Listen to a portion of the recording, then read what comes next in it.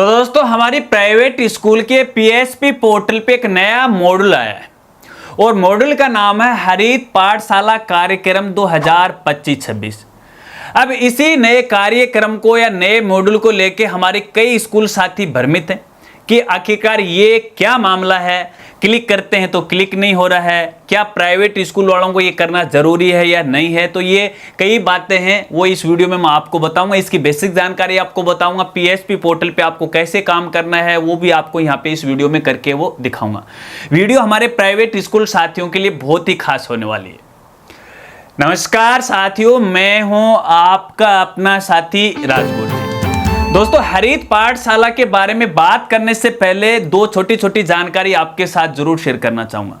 देखिए फिलहाल अपने पीएसपी पोर्टल पे ये जो अपडेट है, इससे पहले दो नए अपडेट आए यदि आपको जानकारी नहीं है।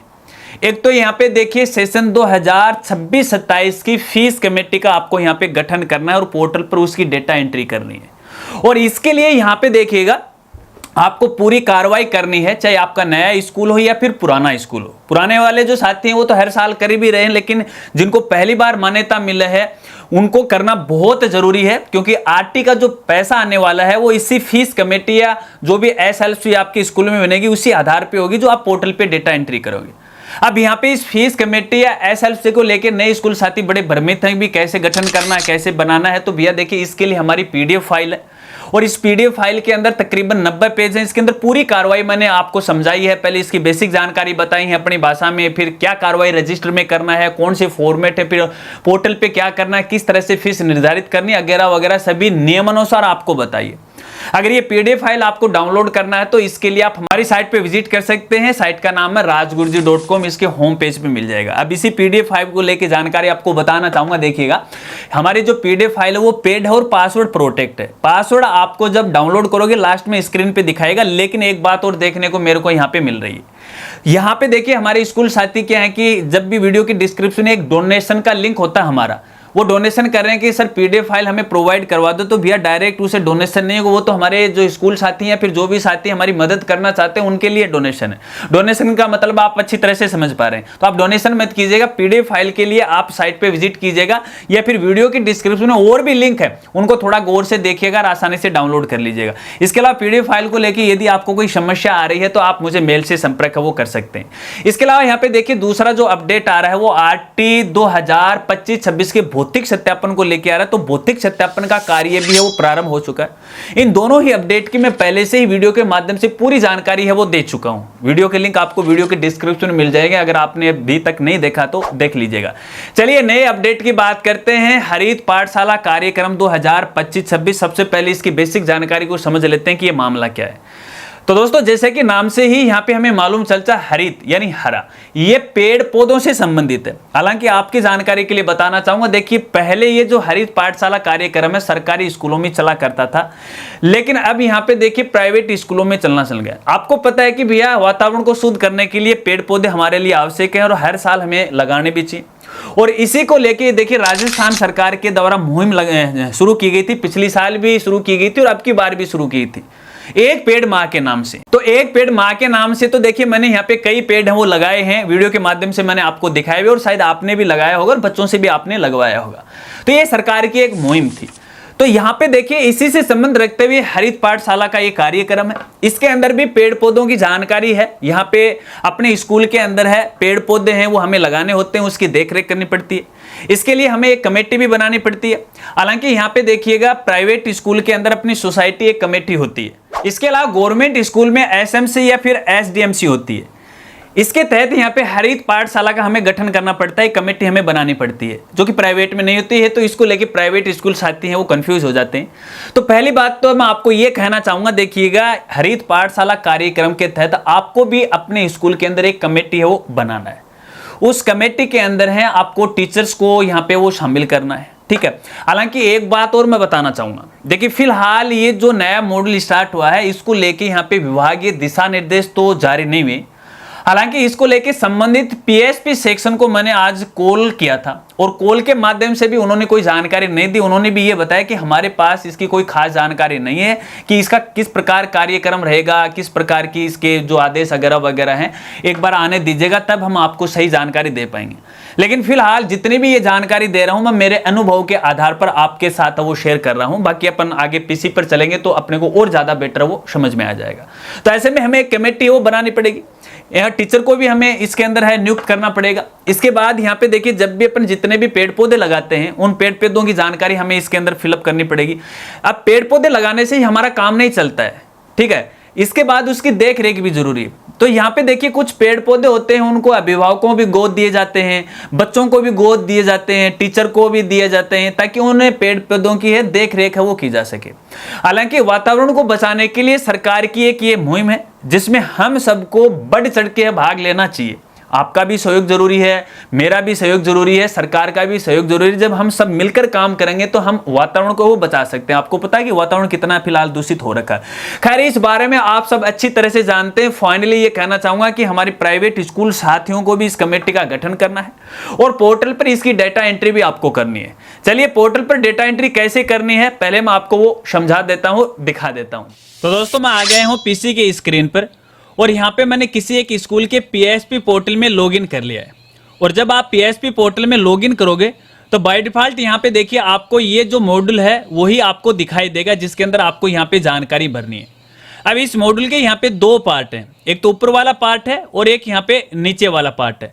अब इसके अंदर देखिए आपको करना क्या क्या वो आपको बता देता हूं। तो यहाँ पे देखिए सबसे ऊपर आपको देखने को मिल जाएगा हरित पाठशाला कार्यक्रम प्रपत्र 2025-26। तो इसके अंदर सबसे पहले यहाँ पे देखिए एसएमसी और एसडीएमसी के सहयोग से योजना बनाई गई है क्या वृक्षारोपण की, तो आपको यहाँ पे हाँ करना है, ठीक है।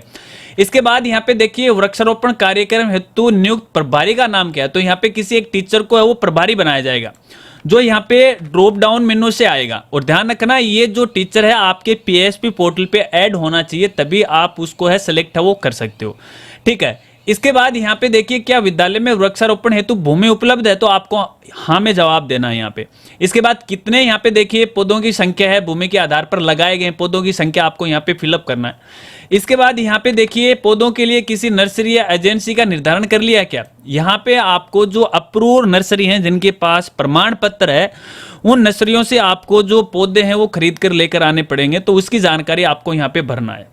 इसके बाद क्या पौधों की सुरक्षा की व्यवस्था की गई है, तो आपको यहाँ पे हाँ करना है। अब सुरक्षा किसकी की गई है, देखिए कई बार क्या होता है कि अपने पौधों की तरफ है चारों तरफ जाली वाली अगरा वगैरह है वो लगाई जाती है, तो ये होती है पौधों की सुरक्षा। अब किसके माध्यम से आपने सुरक्षा की वो नाम आपको यहाँ पे दिखाई देंगे। हालांकि देखिए फिलहाल यहाँ पे नाम नहीं दिखाई दे रहे। आपको मैं यहाँ पे बताना चाहूंगा फिलहाल ये जो मॉड्यूल है वो पूरा वर्किंग मोड में नहीं है। हो सकता है कि यहाँ पे संबंधित पीएसपी सेक्शन ने पहले इसे पब्लिक कर दिया, इसका काम पूरा नहीं हो, लेकिन फिलहाल आप इसमें कोई क्लिक नहीं कर सकते, केवल आपको समझा रहा हूं मैं, यहाँ पे बाद में हो जाएगा, ठीक है। चलिए इसके बाद यहाँ पे गड्ढे खुदवा लिए गए हैं, तो हाँ में आपको यहाँ पे जवाब देना है। इसके बाद प्रत्येक पौधे के लिए विद्यार्थी व अध्यापक का निर्धारण किया गया है, ठीक है ना, तो आपको स्टूडेंट का नाम वगैरह वगैरह हाँ में जवाब आपको देना पड़ेगा। अब यहाँ पे संघन वृक्षारोपण कार्यक्रम आपने आयोजन कब किया, कब ये पौधे हैं वो आपके द्वारा लगाए गए हैं, ये जरूरी नहीं है कि आप फिलहाल लगाओ, अगर पहले भी आपने लगाए हैं तो वो पिछली डेट भी आप यहाँ पे डाल सकते हो।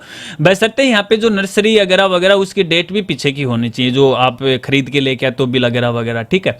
इसके बाद विद्यालय परिसर में कितने पौधे हैं यहाँ पे रोपे गए हैं या लगाए गए उनकी संख्या आपको भरनी है। वृक्षारोपण कार्यक्रम के दौरान विद्यालय के निकटतम क्षेत्र या फिर कोई सार्वजनिक क्षेत्र के अंदर कोई पेड़ पौधे आपके लगाए गए हैं तो आपको संख्या डालनी है, ठीक है। इसके बाद वृक्षारोपण में दौरान कुल रोपित किए गए पौधे यहाँ पे आपने अपनी स्कूल के अंदर और बाहर जो पौधे लगाए सार्वजनिक स्थल पर उन सबको जोड़ते हुए टोटल संख्या आपको यहाँ पे है वो लिखना। अगर पोर्टल पे कोई ऐसी प्रोग्रामिंग इन्होंने कर रखी है तो ऑटोमेटिक है वो बाद में आ जाएगा, ठीक है। अब इसके बाद पौधों के अंदर पानी की व्यवस्था है, उसमें पोषण वाटिका का निर्माण है, जियो टैग कराए गए पौधों की संख्या है, तो यहाँ पे आपको हाँ में जवाब देना है। और जियो टैग यानी ऑनलाइन मोबाइल एप्लीकेशन के माध्यम से कितनों का आपने पौधों का जियो टैग करवाया उनकी संख्या आपको डालना, फिर इसका डेटा आपको सेव कर देना है। तो एक पार्ट यहाँ पे देखिए ये कंप्लीट हो गया। अब यहाँ पे पार्ट आ गया दूसरा। अब दूसरा जो पार्ट है यहाँ पे देखिए चलने वाला है। अब इसके अंदर रोपित पौधों के आधार पर पौधों की प्रगति कितनी है, ठीक है ना, वो रिपोर्ट आपको यहाँ पे प्रस्तुत करना पड़ेगा। अब यहाँ पे सितंबर माह में कितने आ रहे हैं, अक्टूबर में कितने आ रहे हैं, दिसंबर में कितने आ रहे हैं और मार्च में कितने आ रहे हैं, यानी ये प्रक्रिया चलेगी पूरे मार्च तक चलेगी। अब यहाँ पे देखिए सभी आपको एक साथ नहीं भरना है, फिलहाल ये जो प्रक्रिया चल रही है वो सितंबर माह से चलने वाली है, ठीक है ना। अभी यहाँ पे देखिए 1 अक्टूबर हो चुका है, जो कि आज फिलहाल मैं वीडियो बना रहा हूँ, आज ये मॉडल यहाँ पे एक्टिव हुआ, मैंने तो आज ही देखा है, ठीक है।